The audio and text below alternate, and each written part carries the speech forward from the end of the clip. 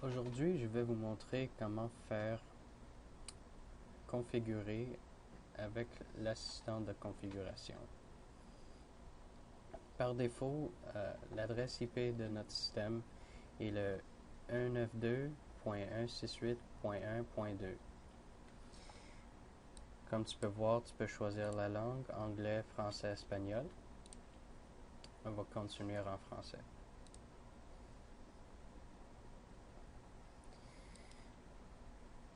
Prochaine page, c'est la liste de vérification. On va toutes les laisser cocher, et même les deux en bas qui sont optionnels. Si vous voulez quitter l'assistante de configuration, tu peux juste quitter ici. Puis là, tu pourrais faire tes configurations avec comme administrateur. Prochaine page, c'est l'utilisateur admin. Et tu peux mettre ton mot de passe ici. Je vais mettre quelque chose de simple. Alors juste admin. Là, ça me dit que la mot de passe était un peu trop simple. On va juste dire c'est correct.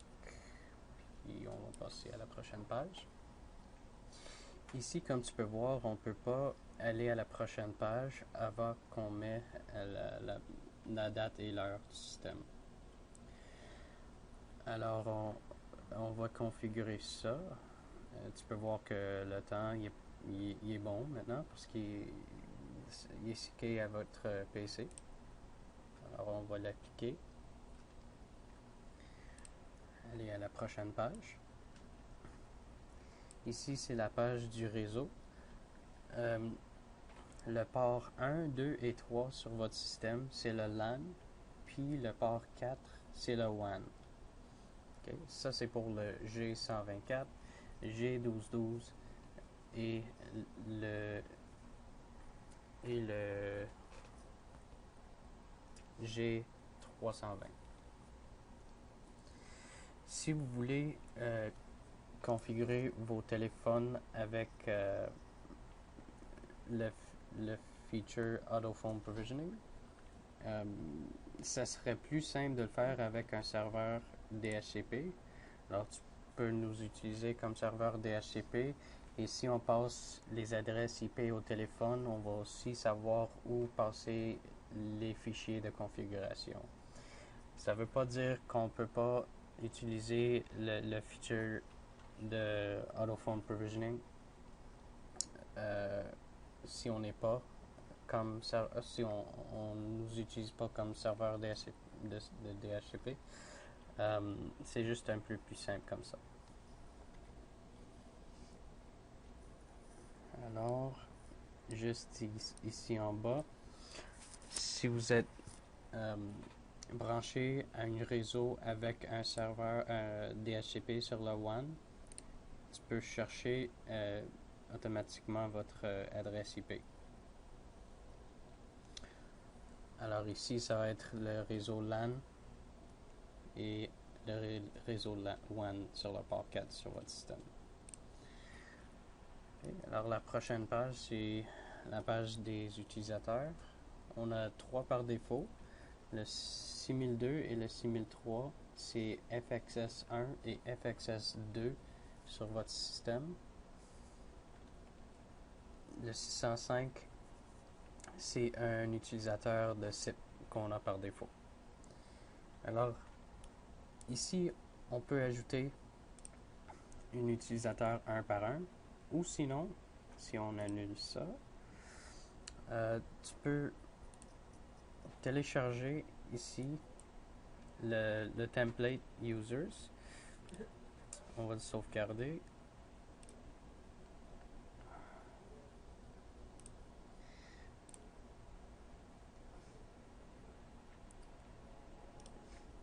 Et là, je vais l'ouvrir.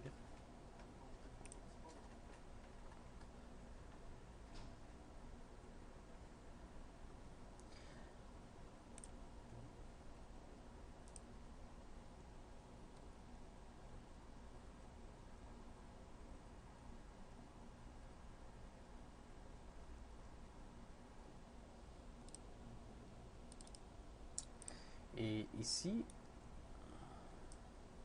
si vous avez déjà l'information de votre client, comme les numéros d'extension, premier nom, dernier nom, la langue qu'ils veulent sur leur boîte vocale. Alors, EN anglais, FR en français. Si oui, si oui, tu veux configurer une boîte vocale pour cet utilisateur-là, c'est 01 pour oui ou non. Le Caller ID interne, Caller ID externe. Si tu veux que l'utilisateur soit dans le répertoire, oui ou non, leur adresse email et leur numéro de cellulaire. Alors, on remplit ça tout ici. Puis là, quand tu retournes à votre système, tu peux l'importer. Puis là, ça va tout mettre vos utilisateurs dans la table sur la page ici. Okay. Alors, ça vous sauve beaucoup de temps. La prochaine page, c'est la liste des téléphones. Alors, on peut encore faire la même chose avec celui-là. Tu peux télécharger la modèle, mais je veux en ajouter une pour que tu puisses voir comment c'est simple. Okay. On va en ajouter une. Ça, c'est notre feature de AutoPhone Provisioning. Alors, on va juste utiliser l'utilisateur SIP qu'on a par défaut. Puis là, tu as juste à mettre le manufacturier, la modèle, okay, T28, et l'adresse MAC ici.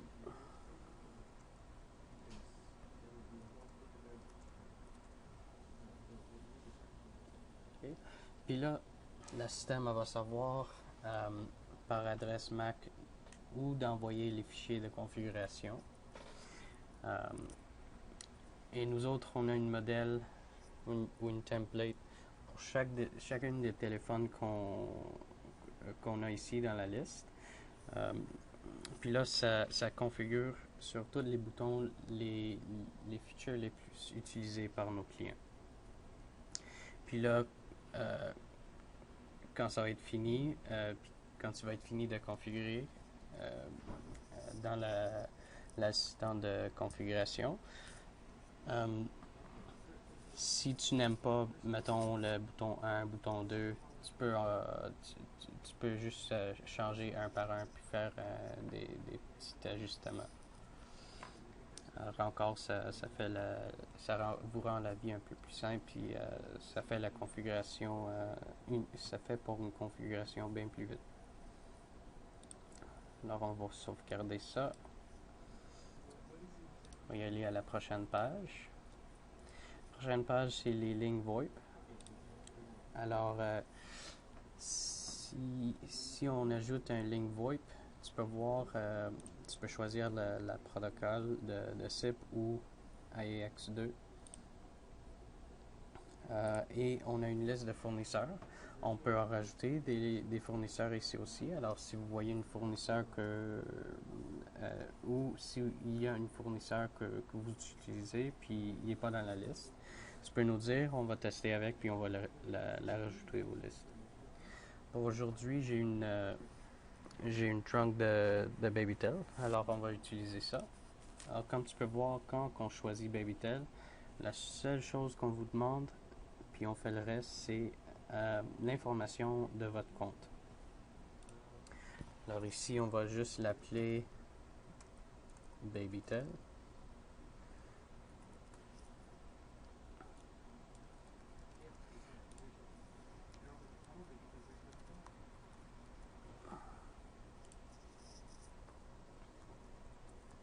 On va mettre le mot de passe. Puis le nom d'utilisateur, c'est juste le DID qu'il nous a donné. Alors on va sauvegarder ça. Aller à la prochaine page. Prochaine page, c'est les groupes de sonnerie. Alors on fait les groupes de sonnerie en premier avant de faire les règles d'appel entrant pour que ça peut être une option de choisir comme règle d'appel entrant. On va voir ça sur la prochaine page. Alors, si on rajoute un groupe de sonnerie, on va lui donner une poste. Alors, mettons, on reste dans les 6000, je veux dire 6010. Alors, mettons, ça c'est le groupe de sonnerie support. Le temps de sonnerie et la stratégie, je vais revenir à ça, mais comme tu peux voir, quand tu choisis un utilisateur, il va y avoir une autre liste d'utilisateurs que tu peux choisir. Alors ça continue juste à temps que vous soyez fini de rajouter sur votre liste. Et là, pour le temps de sonnerie et la stratégie, ça marche de cette manière. Si tu as un temps de sonnerie de 30 secondes et une stratégie de sonner tous, ça veut dire que ça va sonner tous les utilisateurs ici pendant 30 secondes. Ou sinon, si tu choisis en or, ça va sonner le 6002 pour 30 secondes, 6003 pour 30 secondes, 6005 pour 30 secondes. Et après ça, si il n'y a personne qui a répondu, on va raccrocher ou aller à un menu DVR ou aller à une boîte vocale. On s'excuse ici, pas la propre traduction pour boîte vocale, ça va dire email local de temps en temps. Alors ça va être corrigé, inquiète-toi pas. Ok, on renvoie à une boîte vocale à laquelle mettons l'opérateur pour qu'elle puisse prendre les appels que la groupe ne répond pas. Alors on va sauvegarder ça. Aller à la prochaine page, ça va être les règles d'appel entrant. Et là, comme tu peux voir, on a le groupe de support comme option. Okay. Alors c'est pas mal simple. Envoyer les appels entrants analogiques à. Alors mettons tous les appels qui viennent sur l'FXO, sur votre système. On les renvoie au groupe de sonnerie ici. Et peut-être tous les appels du BabyTel avec ce propre DID là, on va l'envoyer au IVR. Okay. Puis là, quand on soit fini avec l'assistant de configuration, on peut rentrer comme administrateur, puis on peut faire des ajustements sur l'IVR pour faire pour que ça fasse ce qu'on veut. Okay. Alors, on va sauvegarder ça. Puis là, c'est les règles d'appel en sortant. Alors, ici, tu vas mettre ton DID, excuse-moi, ton caller ID. Ça, c'est pour tes appels urgence. Alors, le 911, est-ce qu'on l'envoie avec l'analogue ou BabyTel? Je suggère de faire avec analogue parce que si l'Internet il tombe, ben, tu ne vas pas avoir une connexion avec BabyTel, avec ton Tron. Mais sinon, tu peux quand même mettre BabyTel et si tu veux, avec analogue, tu pourrais rajouter BabyTel comme une deuxième option. Alors,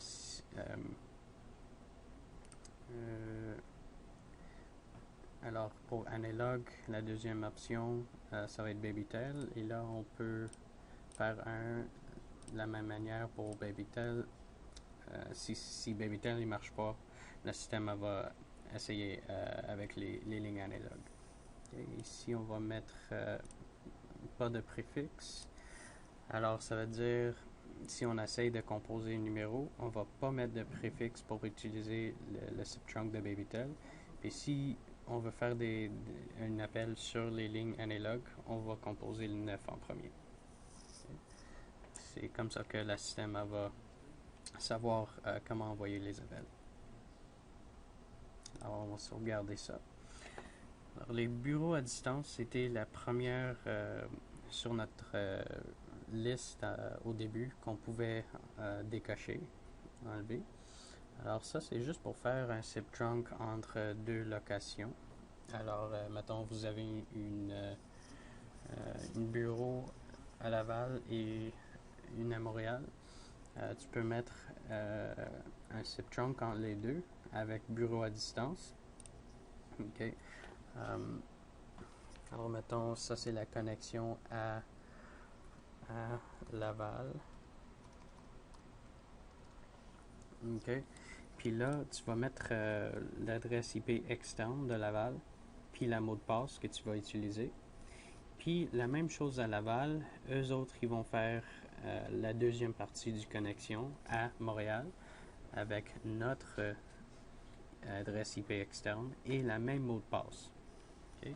Puis là, juste en bas ici, la branche d'extension à distance commence avec 1 suivi par combien de chiffres. Alors ici, on peut mettre ce qu'on veut. C'est juste un préfixe pour dire au système où est-ce qu'on envoie l'appel. Okay. Alors, mettons, tu pèses le 1 en premier, ça va dire au système, OK, ça, on envoie à la bureau à Laval. Okay. Alors, suivi par 4 chiffres. Ça, c'est le numéro de chiffre qu'on a de poste. Alors, si les postes à Laval sont les 600, c'est 3 chiffres. OK? Alors, 1 suivi par 3 chiffres, ça va envoyer tous les appels à Laval. Alors, ça va faire la connexion sur le SIP trunk à Laval, puis ça va être considéré comme des appels internes. OK? Alors, suivant, c'était la deuxième qui était optionnelle sur la liste, c'est les boîtes vocales. Alors à ce moment-là, c'est désactivé. Si on veut l'activer, tu as juste à mettre ton USB. Puis là, si c'est pas formaté, tu vas voir juste un bouton ici à côté de réfléchir pour le faire formater. Mais dans ce cas-là, il est déjà formaté. Alors on peut continuer. Tu peux mettre suivant ou si tu veux activer la feature de boîte vocale vers email, tu as juste à mettre ton serveur SMTP. Alors juste ton compte qui va envoyer les courriels aux utilisateurs avec les attachements d'enregistrement de boîte vocale. OK. Et c'est tout. Suivant. Puis là, on est fini. On va l'appliquer. Ça va prendre un petit 2 minutes. Puis ça va tout configurer le système avec ce qu'on vient juste de sauvegarder. Alors là, on peut faire des appels en sortant. On peut accepter et diriger les appels en rentrant. Tous nos utilisateurs sont configurés. Tous les téléphones sont enregistrés avec le système.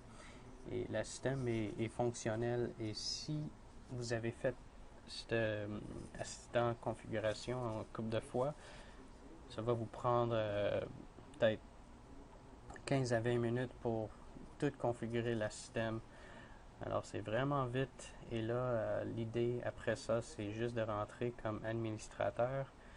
Faites un couple de changements avec les boutons avec vos téléphones, des changements avec ton IVR et c'est tout. Alors c'est juste pour faire des tweaks après que tu sois fini avec l'assistant de configuration et vous êtes fini. Alors je vous remercie et si vous avez des questions, tu peux nous appeler au 514-664-4719. Merci.